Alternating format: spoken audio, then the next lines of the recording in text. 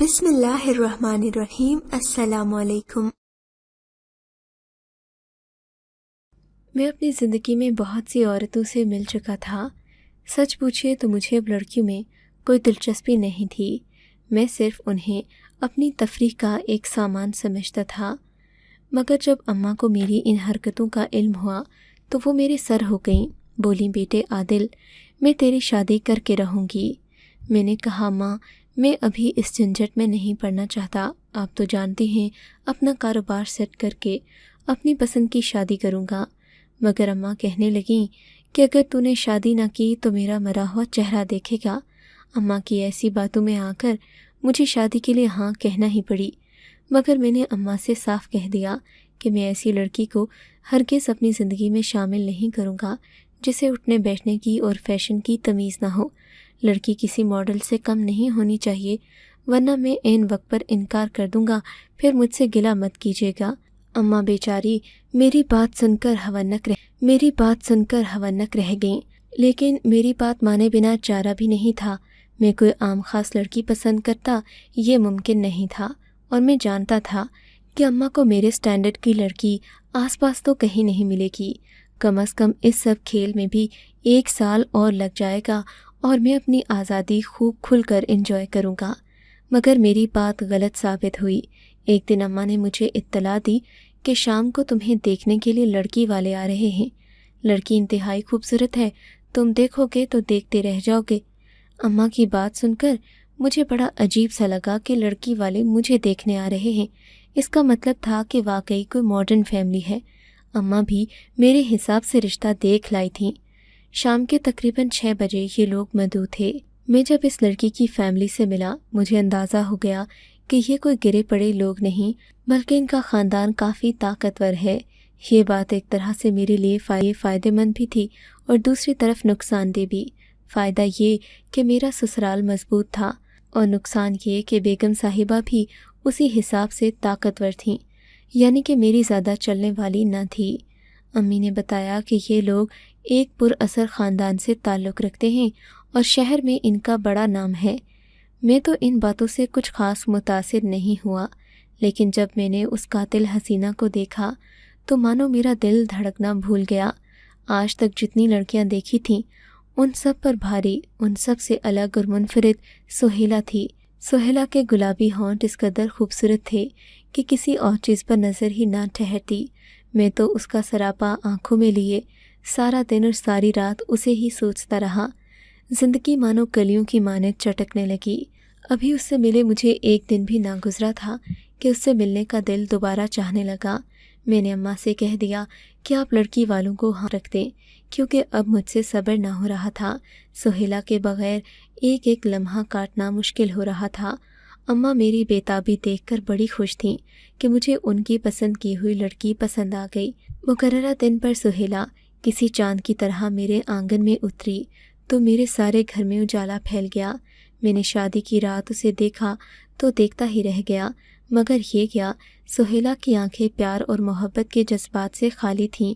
اس کی آنکھیں، اس کا چہرہ بتا رہا تھا کہ وہ اس رشتے سے خوش نہیں ہے، مگر اس نے اپنے چہرے پر مسکراہٹ سجائی ہوئی تھی۔ اس کا یہ پھیکا پھیکا لہجہ دیکھ کر میرا دل نہ چاہا کہ میں اس سے مزید باتیں کروں۔ میرا تو خیال تھا کہ اس قدر ہینڈسم دولہا پا کر وہ بھی خوشی سے پھولے نہ سما رہی ہوگی، مگر سہیلا کے تیور بالکل پھیکے تھے۔ خیر، میں تو مرد تھا۔ میں نے ہمت کی اور بات کو آگے بڑھانے کی کوشش کی، مگر دوسری طرف سے بالکل مکمل سرد مہری تھی۔ وہ کسی قسم کا جواب نہیں دے رہی تھی۔ مجھے سخت مایوسی ہوئی۔ میں بھی منتیں کرنے والا نہیں تھا، چاہے وہ لاکھوں میں ایک صحیح، میں بھی کسی سے کم نہ تھا۔ میں کروٹ بدل کر سو گیا، سوچنے لگا کہ میڈم کا دماغ 1-2 دن میں درست ہو جائے گا، مگر میں غلط تھا۔ وہ تو مجھ سے کچھ نہ بولی، میری بےتابیاں بڑھنے لگیں۔ اب سہیلا سے بات کرنا لازم تھا، ورنہ سراسر نقصان میرا ہی ہوتا۔ وہ تو اس سب کھیل سے بڑا خوش تھی کہ مجھے ستا بھی رہی ہے اور میں اس سے بات بھی نہیں کر پا رہا۔ میں تو اپنی انا کے ہاتھوں مجبور تھا، مگر وہ میری صورتحال سے محظوظ ہو رہی تھی۔ خیر، انا کے سارے بت توڑ کر جب میں نے سہیلا سے بات کرنا چاہی تو اس نے عجیب رویہ دکھایا۔ وہ اپنے چہرے پر ہاتھ رکھ لیتی اور کبھی دور سے ہی دوپٹے میں اپنے چہرے کو چھپا لیتی۔ سہیلا، اب تم مجھ سے چہرے کا پردہ بھی کرو گی؟ سوتی تم ویسے ہی الگ ہو، کیا تم مجھے اپنا شوہر نہیں مانتی؟ ایک دن میں نے تب کر کہا، وہ بات نہیں ہے، میں چاہتی ہوں کہ آپ میرے عیبوں سے بے خبر ہی رہیں تو اچھا ہے، ورنہ آپ کو مجھ سے نفرت ہو جائے گی۔ سہیلا نے کہا، ایسا کیا عیب ہے تم میں کہ مجھے تم سے نفرت ہو جائے گی؟ میں نے پوچھا، بس ہے کوئی عیب، جانتی ہوں آپ کو پسند نہیں آئے گا، آپ مجھ سے دور ہو جائیں گے۔ اس نے مصنوعی پریشانی کا اظہار کیا۔ تب مجھے فکر ہوئی، میں نے اس کا دوپٹہ کھینچا تو حیران ہی رہ گیا کہ اس کے چہرے پر باریک سے گھنے کافی زیادہ بال تھے جو اس کے چہرے کو بدنما بنا رہے تھے۔ سہیلا، یہ کیا ہے؟ شادی کے دن تم بہت خوبصورت لگ رہی تھی، اور میں اس کے بال دیکھ کر پریشان ہو گیا تھا۔ بس ناصر، یہ تو میرے چہرے کا حصہ ہیں، آپ کو مجھے ان بالوں کے ساتھ ہی قبول کرنا ہوگا۔ اس نے کہا تو میں بجھ کر رہ گیا۔ اچھا، ان بالوں کا کوئی تو حل ہوگا، تم ایسا کرو، میرے ساتھ بیوٹی میں تمہارے چہرے کو خوبصورت بنا دوں گا، اور اگر ایسا نہیں بھی ہوتا ہم ہفتے میں ایک بار چلے جائیں گے، لیکن تمہارے چہرے سے یہ بال ضرور صاف ہونے چاہئیں، میں انہیں برداشت نہیں کروں گا۔ تم میری چاند سی دلہن ہو، تمہیں چاند جیسا لگنا بھی تو چاہیے۔ میں نے اس کی خوشامد کی۔ چلیے ٹھیک ہے، آپ شام کو مجھے بیوٹی پارلر لے جائیے گا، میں بیوٹیشین سے اپنا فیشل کروا لوں گی، ویسے بھی کافی دن ہو گئے ہیں۔ سہیلا نے کہا تو میں مطمئن ہو گیا۔ اس شام پہلی بار اس نے مجھے وہ خیرات دی جس کا میں دنوں سے منتظر تھا، مگر اس کے رویے میں ابھی بھی عجیب سی ناراضی تھی۔ اگلے دن صبح سہیلا نے مجھے اٹھا دیا، بولی، آپ نے مجھے پارلر لے جانے کا وعدہ کیا تھا، اب چلیے دیر ہو رہی ہے۔ سہیلا صبح تیار کھڑی تھی۔ تھوڑی دیر میں ہم لوگ گھر کے باہر موجود تھے۔ امی نے کہا ناشتہ کر جاؤ، مگر سہیلا نے جلدی مچائی ہوئی تھی۔ خیر میں نے اسے پارلر چھوڑا اور خود آفس چلا گیا۔ ایک چھٹی کے لیے درخواست دینا تھی۔ میں نے سہیلا سے کہا تھا کہ تم فارغ ہونے کے بعد پارلر میں ہی رکنا، میں تمہیں واپسی پر پک کر لوں گا اور ہم کہیں گھومنے پھرنے چلیں گے۔ میں نے آفس کا کام جلدی ختم کیا، سہیلا کی یاد لیے بےتاب سا آفس سے نکلا اور اسے پارلر سے پک کرنے کے لیے پہنچا۔ مجھے پارلر والی لڑکی نے بتایا کہ سہیلا یہاں سے 1 گھنٹے بعد ہی کہیں چلی گئی تھی۔ ہم لوگوں نے اسے روکا بھی کہ اپنا فیشل پورا کروا لے، مگر اس نے ہماری بات نہیں سنی۔ پارلر والی کا جواب سن کر میں سخت پریشان ہوا، پریشان سا گھر آ گیا۔ گھر آ کر پتہ چلا کہ سہیلا تو گھر بھی نہیں آئی۔ اب مجھے واقعی پریشانی ہونے لگی کہ سہیلا مجھے بتائے بنا آخر چلی کہاں گئی۔ وہ تو صبح بڑے شوق سے پارلر گئی تھی، مگر واپسی پر بتائے بنا ہی چلی گئی۔ بات حیران کن تھی۔ خیر کچھ سوچ کر میں نے اپنے سسرال جانے کا فیصلہ کیا۔ سہیلا کے گھر کے دروازے پر دستک دی تو سامنے میری ساس کھڑی تھیں۔ شاہینہ آنٹی نے میرا حال چال پوچھا اور اس طرح اپنی بیٹی کے گھر آنے پر معذرت کرنے لگیں۔ میں نے دیکھا وہ بھی کافی پریشان تھیں، شاید سہیلا نے انہیں بھی پریشان کر رکھا تھا۔ آنٹی مجھے گھر کے اندر لے آئیں، مگر سہیلا کہیں نظر نہ آئی۔ میں نے پوچھا سہیلا کہاں ہے تو کہنے لگیں کہ اسے نیند آ گئی تھی، اس لیے وہ کچھ دیر کو سو گئی ہے۔ مجھے دال میں کچھ کالا لگا۔ میں نے کہا ٹھیک ہے، میں سہیلا کا انتظار کر رہا ہوں، جب وہ جاگے گی تو میں اسے لے کر ہی جاؤں گا۔ ساس مجھے ادھر ادھر کی باتوں میں لگانے لگیں، گویا وہ نہیں چاہتی تھی کہ میں سہیلا کے کمرے میں جاؤں، مگر جب میں اس کے کمرے میں گیا تو دیکھا سہیلا وہاں موجود نہیں تھی۔ مجھے اپنی ساس کے اس رویے کا بڑا دکھ ہوا۔ میں نے کہا آپ کو مجھ سے غلط بیانی نہیں کرنی چاہیے تھی۔ تب بتانے لگیں کہ بیٹا اس نے مجھے منع کیا تھا کہ میں اسے تمہارے بارے میں بتاؤں، شاید تم لوگوں کی کوئی ناراضگی ہو گئی، اسی وجہ سے وہ عالیہ سے ملنے گئی تھی۔ میں نے سوچا کہ اس کی بات کا مان رکھ لوں۔ آنٹی کے جواب سے میں مطمئن نہیں ہوا۔ 2 گھنٹے کے بعد سہیلا میڈم گھر تو آ گئیں، مگر وہ بڑی پریشان تھی۔ میری بات کا بھی اس نے کوئی جواب نہیں دیا۔ بولی گھر چلتے ہیں، میں یہاں 1 منٹ نہیں رکنا چاہتی۔ اس کی بات عجیب تھی۔ خیر میں نے کوئی سوال نہیں کیا اور اسے گھر لے کر آ گیا۔ راستے بھر وہ آنسو بہاتی رہی، پریشان اس قدر کہ میں اپنے سوال بھی بھول گیا اور سوچنے لگا کہ سہیلا کو کیسے چپ کرواؤں۔ خیر میں بے دلی سے اسے گھر لے کر آ گیا۔ گھر آ کر ہم دونوں کے بیچ کوئی خاص بات نہیں ہوئی۔ میرا موڈ ویسے ہی کافی آف تھا۔ صبح اٹھا تو سہیلا کی مجھے وہی شکل دکھائی دی جو اس نے شادی کے دوسرے دن دکھائی تھی، وہی بالوں والا چہرہ اور اداس سی آنکھیں۔ سہیلا، کیا تمہیں ذرا شرم نہیں آتی؟ میں نے آنکھیں ملتے ہوئے اس کی طرف دیکھا۔ ایک چیز تمہارے شوہر کو پسند نہیں ہے تو تم اسے خود سے دور کیوں نہیں کرتی؟ کیا جان بوجھ کر تم میری نفرت پالنا چاہتی ہو کہ میری دیوانگی کم ہو کر سرد مہری میں بدل جائے؟ میں نے غصے سے کہا تو وہ زمین پر بیٹھتی چلی گئی۔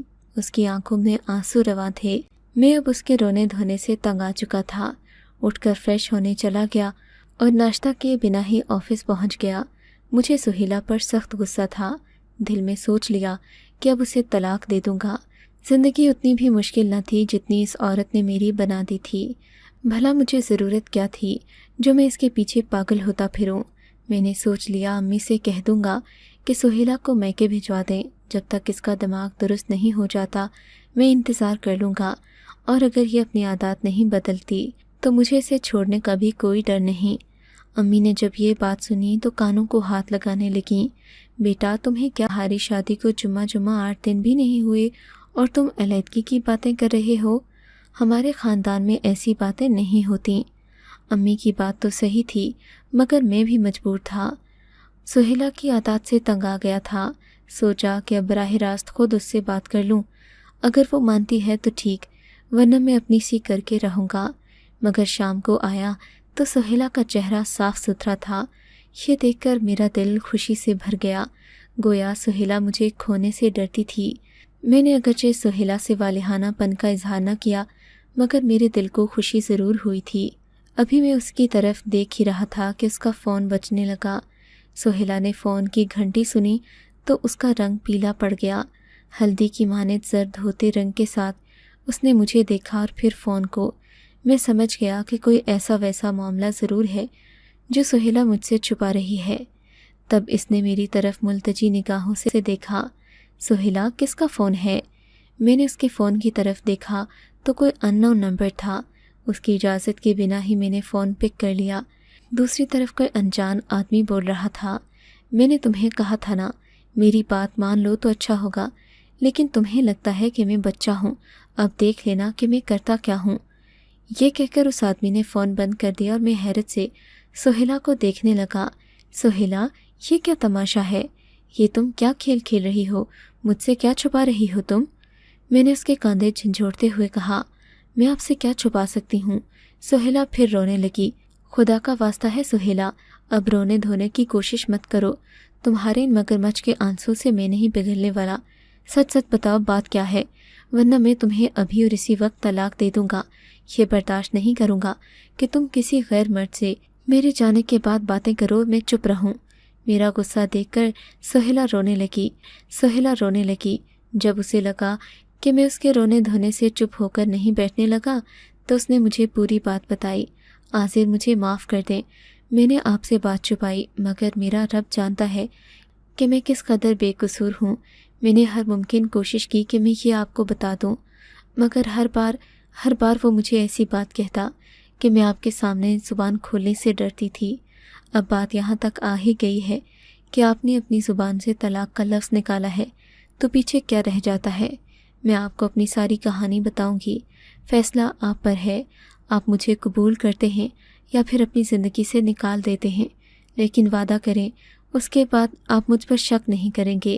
مجھے آر یا پار ہونے سے کوئی گلہ نہیں، مجھے گلہ صرف اور صرف شک اور آپ کی بے اعتباری سے ہوگا۔ سہیلا نے اپنی کہانی شروع کی۔ میں نے اسے ہمت دی تو بولی، میری آپ سے منگنی سے پہلے کی بات ہے۔ ان دنوں ابا نے مجھے نیا فون لا کر دیا تھا۔ میں جب بھی فون دیکھتی عجیب سی خوشی ہوتی تھی۔ میرے خاندان میں کسی لڑکی کے پاس فون کی سہولت موجود نہیں تھی۔ میں سب لڑکیوں کی تصویریں اپنے فون سے کھینچتی اور زیادہ تر لڑکیاں میرے پاس میرے فون کی وجہ سے ہی آتی تھیں۔ آپ تو جانتے ہیں آج کل ٹچ سکرین موبائل نیا آیا ہے، اسی وجہ سے میں بھی اس سب میں گم ہوتی چلی گئی۔ ایک دن میری ایک دوست عائشہ میرے پاس آئی، کہنے لگی کہ اسے کسی لڑکے سے بات کرنی ہے۔ اب وہ لڑکا اس کا کیا لگتا تھا، دوستی کس نوعیت کی تھی، یہ تو میں نہیں جانتی، مگر عائشہ اس سے بات کرتی تھی۔ میرے فون سے وہ اسے تصویریں بھی بھیجا کرتی تھی۔ عائشہ اور اس لڑکے کی دوستی اچھی خاصی تھی۔ ایک دن عائشہ میرے پاس اس لڑکے کو اپنی خاص تصویریں بھجوانے آئی۔ یہ اس نے کسی شادی کے موقع پر بنوائی تھیں۔ اس کی کسی اور دور پار کے رشتہ دار نے یہ تصویریں میرے نمبر پر بھیجیں۔ عائشہ کے دوست کو اس کی وہ تصویریں بھیج دیں، لیکن تصویریں کافی زیادہ تھیں۔ بیچ میں ایک تصویر میری بھی چلی گئی۔ بس پھر کیا تھا، وہ موصوف تو مجھ پر لٹو ہو گئے۔ میں نے لاکھ سمجھایا کہ یہ صحیح نہیں ہے، مگر وہ نہ مانا۔ پہلے تو میں انکار کرتی رہی، پھر میں بھی اس کی باتوں میں آ گئی۔ یوں ہماری دوستی ہو گئی۔ عائشہ کو اس سب کی خبر نہیں تھی۔ پھر نہ جانے کیا ہوا، عائشہ اور اس کی بات چیت ختم ہو گئی اور میں مدثر سے بات کرنے لگی۔ ایک دن مدثر نے مجھ سے ملنے کی ضد کی، مگر میں ابھی اس رشتے کو اس مقام پر نہیں لے جانا چاہتی تھی۔ اسی بات پر ہماری لڑائی ہوئی اور میں نے مدثر سے بات چیت ختم کر دی۔ مگر مجھے کیا پتا تھا، جسے میں آسان کھیل سمجھ رہی تھی وہ تو آگ کا دریا تھا۔ اور پھر میرے لیے مدثر نے ایک نئی جنگ شروع کر دی۔ اب وہ مجھے روز روز تنگ کرنے لگا۔ انہی دنوں آپ کا رشتہ آ گیا، میری منگنی ہو گئی۔ میں اس سے جان چھڑانا چاہتی تھی، میں کچھ پتا ہی نہ چلا۔ بس پھر وہ دن آ گیا کہ میں آپ کی دلہن بن کر اس گھر میں آ گئی، مگر مدثر سے میری بات چیت وہیں کی وہیں ٹھہری رہی۔ اسے میری منگنی کا علم ہوا تو وہ آگ بگولا ہو گیا۔ دن رات مجھے بلیک میل کرنے لگا کہ تمہاری ان تصویروں کو تمہارے شوہر کو بھیج دوں گا، پھر تم کہیں کی نہ رہو گی۔ میرے اس سے بچنے کے لیے اس کی الٹی سیدھی باتیں ماننا شروع کر دیں۔ وہ مجھ سے کہتا کہ اپنے شوہر کو خود سے دور رکھو، میں تمہیں اس کی اجازت نہیں دے سکتا کہ تم کسی اور کے قریب ہو۔ حالانکہ میرا خدا جانتا ہے میں نے نکاح کے اس بندھن کو دل و جان سے قبول کیا ہے، مگر وہ تو ایک عجیب خبتی آدمی ہے، مجھے طرح طرح کی دھمکیاں دیتا ہے۔ کبھی کہتا ہے کہ اپنے شوہر کو فلاں طریقے سے دور رکھو، تو کبھی کہتا ہے اس سے بدتمیزی کرو۔ میں دو باتوں میں پس رہی ہوں، سمجھ نہیں آتا کہ میں کیا کروں۔ وہ مجھے بات بات پر ڈراتا ہے، میں اس کی ایک بات نہ مانوں تو وہ 1000 نئی باتیں نکال دیتا ہے۔ اب آپ ہی بتائیں، میں تو اس کی باتیں اس لیے مانتی رہی کہ آپ کو کھو نہ دوں۔ ایک ہفتے کی نئی نویلی دلہن کے منہ سے یہ باتیں سن کر میرا دل تو جیسے راکھ ہو گیا۔